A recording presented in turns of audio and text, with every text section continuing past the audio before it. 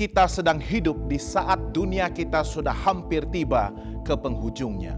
Peristiwa-peristiwa akhir zaman sudah pun kian digenapi dan telah pesat terjadi di sekeliling kita. Ramai yang berasa putus asa dan telah kehilangan pengharapan mereka. Kesan daripada masa-masa kesukaran dan pelbagai jenis permasalahan serta tekanan hidup. Ramai yang sedang mencari-cari jawaban kepada segala persoalan hidup mereka.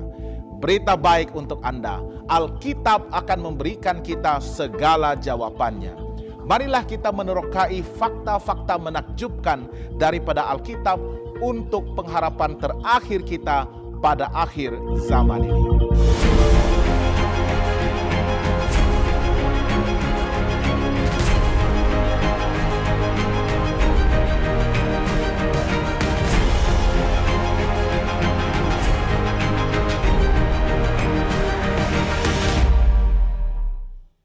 Sahabat yang dikasihi, kita seringkali berhadapan dengan pelbagai bentuk persoalan hidup yang mungkin akan mendorong kita untuk meragui kebenaran firman Tuhan. Kadangkala kita berasa sangat sukar untuk menerima dan menuruti segala tulisan firman Tuhan itu secara literal dan seadanya. Keadaan ini mungkin terjadi karena terlalu ramai yang merasakan bahwa firman Tuhan itu begitu sukar untuk difahami dan sering membawa provokasi terhadap keselesaan hidup kita. Saya ingin menekankan sekali lagi bahwa Alkitab, firman Tuhan itu merupakan satu-satunya sumber kekuatan yang boleh kita percayai. Tidak ada keraguan dalam kebenaran yang Alkitab sampaikan kepada kita di zaman ini. Firman hidup inilah yang akan membolehkan kita untuk menghubungkan diri kita dengan Tuhan dan menerima kekuatan serta tenaga rohani kita setiap hari. Marilah kita mempelajarinya bersama-sama dan menemukan fakta-fakta menakjubkan yang pastinya akan merungkai segala persoalan hidup dan mengubah persepsi kita akan kehidupan kita di akhir zaman ini. Kita akan mulakan pembelajaran kita pada kali ini dengan doa. Mari kita berdoa. Tuhan Bapa kami di surga, sekali lagi Tuhan kami sangat rindu untuk menerima tenaga dan kekuatan daripada firman Tuhan. Kami ingin membuka firman-Mu pada saat ini untuk menyelidiki kebenaran-Mu dan menemukan fakta-fakta yang menakjubkan dari firman-Mu ini. Tuntun kami dengan Roh Kudus Tuhan. Berbicaralah melalui mulut hamba-Mu dan berkatilah sahabat-sahabat saya yang turut belajar bersama-sama dengan saya. Tuhan, kami serahkan kekhawatiran kami, kehidupan kami, dan kami ingin serahkan waktu dan sesi pembelajaran ini hanya ke dalam tangan-Mu. Dan doa ini kami mohon dalam nama Yesus Tuhan dan Juru Selamat kami. Amin. Adakah prinsip-prinsip kesehatan di Alkitab masih relevan dan sesuai dengan ilmu pengetahuan perubatan pada abad ke-21 ini? Sahabat yang dikasihi, prinsip-prinsip kesehatan di dalam Alkitab masih lagi relevan untuk zaman sekarang dan sangat diperlukan. Tetapi hanya sedikit sahaja orang yang ingin menemukannya dan mematuhinya. Mari kita perhatikan beberapa panduan Alkitab berkaitan dengan penjagaan kesehatan dan kebersihan diri. Pertama sekali di dalam buku Ulangan pasal yang ke-23 ayat 12 dan 13 Alkitab menyatakan di luar perkemahan itu haruslah ada bagimu suatu tempat kemana engkau pergi untuk kada hajat. Di antara pelekapanmu haruslah ada padamu sekop kecil dan apabila engkau jongkok kada hajat haruslah engkau menggali lubang dengan itu dan menimbuni kotoranmu. Dalam kata lain, bangsa Israel pada zaman itu haruslah menimbunkan kotoran manusia mereka dengan tanah. Harus diingat bahwa pada masa itu mereka tidak mempunyai sistem perpaipan dan tandas yang lengkap. Oleh itu segala urusan untuk membuang air besar atau najis itu dilakukan di luar perkemahan mereka. Bayangkan satu panduan kebersihan yang ditulis Nabi Musa di dalam Alkitab bahwa kotoran atau najis manusia itu harus dikuburkan. Sudah pun diberikan oleh Tuhan sekitar 3.500 tahun sebelum para ilmuwan menemukan prinsip kesehatan itu. Perintah kesehatan itu telah mencegah kematian ribuan orang-orang Israel sepanjang keberadaan mereka di padang gurun. Masalah-masalah wabak penyakit akibat jangkitan kuman dan bakteria pada zaman sekarang akan terus terjadi apabila sanitasi atau kebersihan lingkungan tidak ditangani dengan tepat. Dan keadaan ini masih lagi dapat dilihat berlaku di negara-negara dunia ketiga di mana penduduknya masih lagi belum mampu untuk mempertingkatkan tahap kebersihan kendiri akibat kemiskinan dan kepadatan penduduk. Yang kedua di dalam 1 Korintius 10 ayat 8. Alkitab mengatakan janganlah kita melakukan percabulan seperti yang dilakukan oleh beberapa orang dari mereka. Sehingga pada satu hari telah tewas 23.000 orang. Kata percabulan di sini bermaksud segala macam perilaku seksual yang tidak bermoral. Alkitab telah pun menegaskan bahwa sebarang bentuk perhubungan seksual yang tidak bermoral sama ada dilakukan di luar pernikahan maupun di luar tabi'i adalah ditegah dan dilarang sama sekali. Tuhan ingin memelihara kekudusan ikatan perkawinan yang Dia sendiri tubuhkan dan berkati, dan pada masa yang sama akan mengekalkan keharmonian dan kesejahteraan rumah tangga. Coba kita bayangkan, tidak akan ada wabak AIDS jika nasihat Alkitab yang masih relevan di zaman sekarang ini dipatuhi oleh semua orang. Begitu juga dengan kes pengguguran anak ataupun pembuangan bayi yang sekarang ini kian menjadi masalah global. Bahkan orang-orang muda dalam lingkungan usia belasan tahun pun sudah mulai terjebak dengan masalah perilaku seksual seperti ini. Dan permasalahan ini sudah pastinya akan menjadi kerisauan besar dan igauan ngeri bagi ibu bapa dan masyarakat secara amnya. Yang ketiga, di dalam Amsal 23 ayat 29 dan 34, firman Tuhan menegah kita daripada meminum minuman beralkohol sama sekali. Ayat 31 dan 32 mengatakan, jangan melihat kepada anggur kalau merah menarik warnanya dan mengilau dalam cawan, yang mengalir masuk dengan nikmat tetapi kemudian memagut seperti ular dan menyemburkan bisa seperti beludak. Umum mengetahui bahwa minuman beralkohol pastinya akan membawa pelbagai bentuk kerusakan terhadap fungsi tubuh. Selain daripada menyebabkan ketagihan, alkohol yang berlebihan juga akan memberikan kesan buruk kepada fungsi hati, otak, jantung, serta akan mendatangkan pelbagai masalah kesehatan lain seperti depresi, obesiti, dan kencing manis. Kemabukan akibat alkohol juga sering menjadi punca utama berlakunya kekerasan dan keretakan rumah tangga. Jika saranan Alkitab yang sangat efektif ini dipraktikkan oleh semua orang, coba kita bayangkan apakah kesannya. Jutaan penagih alkohol akan dapat kembali menjadi warga negara terhormat yang berfikiran jernih apabila terlepas dari pengaruh alkohol. Jutaan keluarga yang tercerai-berai akan dapat kembali dipersatukan. Jutaan keretakan dalam rumah tangga akan dapat diperbaiki. Jutaan nyawa manusia dapat diselamatkan jika para pemandu kendaraan bebas daripada pengaruh alkohol dan tidak memandu dalam keadaan mabuk. Ribuan pejabat kerajaan, pemilik syarikat dan golongan profesional akan membuat keputusan-keputusan yang bijak dan benar melalui fikiran yang jernih dan terhindar daripada alkohol. Banyak uang yang dapat dijimatkan dan boleh digunakan untuk pelbagai jenis kegiatan kemanusiaan yang akan membawa manfaat kepada semua orang. Sahabat yang dikasihi, Tuhan tidak hanya memberitahukan kepada kita bagaimana cara agar kita berhasil menangani masalah-masalah kesehatan di zaman modern ini, tetapi Dia juga akan memberikan kita kekuatan untuk melakukannya. 1 Korintius 15 ayat 57 mengatakan, tetapi syukur kepada Allah yang telah memberikan kepada kita kemenangan oleh Yesus Kristus Tuhan kita. Dan Filipi 4 ayat 13 juga mengatakan, segala perkara dapat kutanggung di dalam Dia yang memberikan kekuatan kepadaku.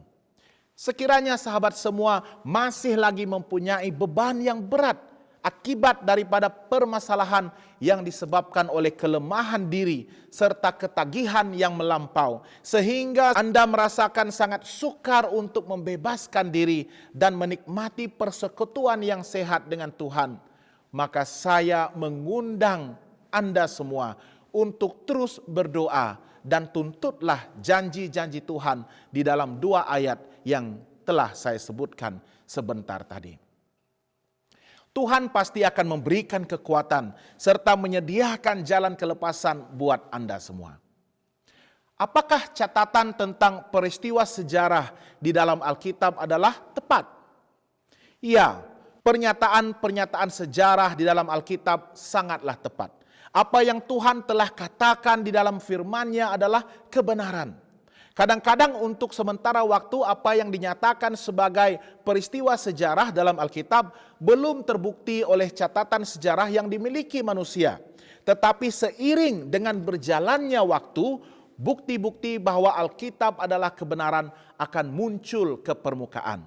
Alkitab dalam Yesaya 45 ayat 19 ada tertulis, "Tidak pernah aku berkata dengan sembunyi atau di tempat bumi yang gelap. Tidak pernah aku menyuruh keturunan Yakub untuk mencari aku dengan sia-sia. Aku, Tuhan, selalu berkata benar, selalu memberitakan apa yang lurus." Mari kita perhatikan fakta-fakta yang berikut. Selama bertahun-tahun orang-orang yang tidak percaya Alkitab mengatakan bahwa Alkitab itu tidak dapat diandalkan karena menyebut tentang kewujudan bangsa Het. Dalam Ulangan 7 ayat 1, "Apabila Tuhan Allahmu telah membawa engkau ke dalam negeri kemana engkau masuk untuk mendudukinya, dan Dia telah menghalau banyak bangsa dari depanmu, yakni orang Het, orang Girgasi, orang Amori, orang Kanaan, orang Feris, orang Hewi, dan orang Yebus, 7 bangsa yang lebih banyak dan lebih kuat daripadamu." Dan kewujudan kota-kota seperti Nineve dalam Yunus 1 ayat 2. "Bangunlah, pergilah ke Nineve, kota yang besar itu. Berserulah terhadap mereka, kerana kejahatannya telah sampai kepadaku." Dan kewujudan Sodom dalam Kejadian 19 ayat 1. Kedua malaikat itu tiba di Sodom pada waktu petang. Lot sedang duduk di pintu gerbang Sodom, dan ketika mereka melihat, bangunlah dia menyongsong mereka, lalu sujud dengan mukanya sampai ke tanah. Yang menurut mereka ini tidak pernah wujud dalam sejarah sama sekali. Tetapi sekarang ilmu arkeologi modern telah mengakui bahwa ketiga-tiga hal yang disebutkan tadi benar-benar pernah ada, tepat seperti yang Alkitab catatkan. Begitu juga halnya apabila para pemerintah dan sejarawan yang juga mengatakan bahwa raja-raja yang namanya tertulis di dalam Alkitab, seperti Belshazzar dalam Daniel 5 ayat 1. Raja Belshazzar mengadakan perjamuan yang besar untuk para pembesarnya. 1.000 orang jumlahnya. Dan di hadapan 1.000 orang itu ia minum anggur. Dan Sargon dalam Yesaya 20 ayat 1, pada waktu ketika panglima yang dikirim oleh Sargon, Raja Asyur tiba di Asdod, lalu memerangi dan merebutnya. Tidak pernah ada dalam sejarah. Namun penggalian arkeologi di kemudian hari telah berjaya membuktikan bahwa raja-raja yang Alkitab catatkan itu memang benar-benar wujud. Orang-orang yang tidak percaya juga mengatakan bahwa catatan di Alkitab tentang Nabi Musa tidak boleh dipercayai karena mencatatkan wujudnya sistem tulisan dan kendaraan beroda yang menurut mereka belum lagi wujud pada waktu itu. Dalam Keluaran 24 ayat 4 menyebutkan, lalu Musa menuliskan segala firman Tuhan itu. Keesokan harinya pagi-pagi didirikannya mezbah di kaki gunung itu dengan 12 tugu sesuai dengan ke-12 suku Israel.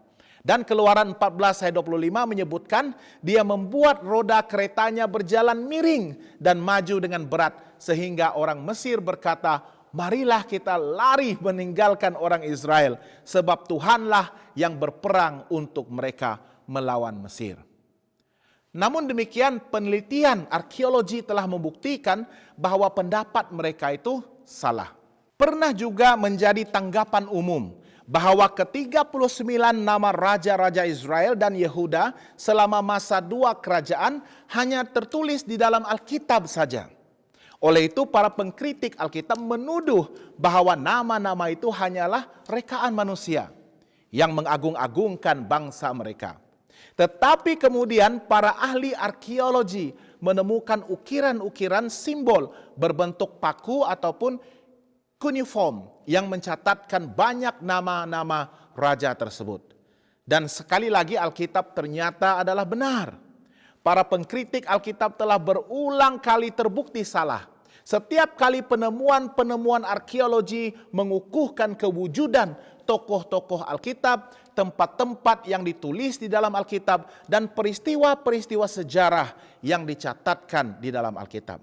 Kritikan-kritikan terhadap kebenaran Alkitab ini akan sentiasa dilakukan oleh karena iblis ingin menghalang umat Tuhan untuk terus mempercayai, menjunjung tinggi serta menuruti firman Tuhan ini. Ada yang tambah menyedihkan adalah apabila mengetahui terdapat juga golongan pemimpin-pemimpin agama yang memperolok-olokkan Alkitab dan menggambarkan bahwa firman Tuhan ini sudah pun dipesongkan dan telah hilang kemurniannya. Apapun juga, firman Tuhan ini akan kekal hidup dan akan terus menjadi penuntun hidup yang masih dapat kita percayai sepenuhnya. Sahabat yang dikasihi, banyak lagi fakta-fakta yang begitu menakjubkan yang akan dapat kita temukan di dalam firman Tuhan yang begitu luar biasa ini. Saya mengundang sahabat semua untuk teruskan bersama-sama dengan saya dalam episode-episode yang akan datang. Saya percaya Alkitab inilah yang akan dapat memberikan kepada kita segala jawaban mengenai semua persoalan hidup yang kita sedang hadapi. Sesungguhnya Alkitab inilah satu-satunya pengharapan terakhir yang boleh kita percayai bagi mempersiapkan diri untuk menghadapi segala tentangan, segala kesukaran di zaman akhir ini. Mari kita akhiri dengan doa. Tuhan Bapa kami di surga, sekali lagi Tuhan kami telah diyakinkan oleh firman Tuhan. Firman Tuhan yang mungkin kadangkala kami ragui akan kesahihannya, akan ketepatannya, dan akan kekudusannya. Kami mohon Tuhan karena Engkau telah mengajar kami. Kami telah menemukan fakta-fakta yang menakjubkan, kebenaran-kebenaran Tuhan yang mungkin sudah membangunkan kami daripada tidur dan lena kami. Tolong kami, tuntun kami dengan Roh Kudus-Mu agar kami akan sentiasa menjunjung tinggi firman-Mu dan akan membaca firman-Mu dan mempelajari akan kehendak-Mu setiap hari di dalam kehidupan kami. Terima kasih Tuhan karena Engkau telah memberkati sesi pembelajaran kami untuk menemukan fakta-fakta menakjubkan di dalam firman-Mu. Doa ini kami mohon dalam nama Yesus Tuhan dan Juru Selamat kami. Amin. Sekiranya sahabat semua mempunyai sebarang pertanyaan, doa permohonan ataupun ingin mengetahui dengan lebih lanjut tentang fakta-fakta Alkitab ini, bolehlah menulis kepada kami melalui alamat email prayer@hopetv.asia. Saya juga ingin mengundang sahabat semua untuk menyaksikan program-program kerohanian, kesehatan, kekeluargaan, pendidikan, dan banyak lagi melalui saluran TV kami di hopetv.asia ataupun melayari laman Facebook di Hope Channel Asia Tenggara. Semoga Tuhan memberkati dan semoga kita bertemu lagi.